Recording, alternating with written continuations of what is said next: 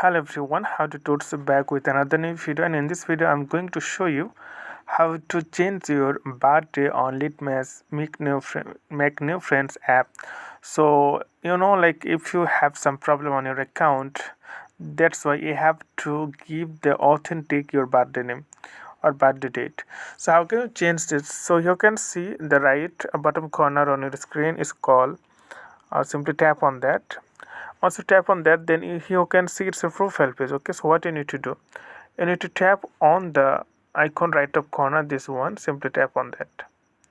Once you tap on that, then you can see edit profile. Okay, simply tap on that, and you can say birthday. Simply tap on that and then change, like, please state your exact birthday carefully. This is the last chance to edit your birthday, so you have to choose the birthday authentically, otherwise there will be some problem in future. So simply tap on the change, then you can see year. You can choose your year here and choose your month and choose your date. After that, go back from here and simply tap on the done, then your birthday will be changed. So okay friend, I hope this video is helpful for you. So today's no more, and thank you for watching.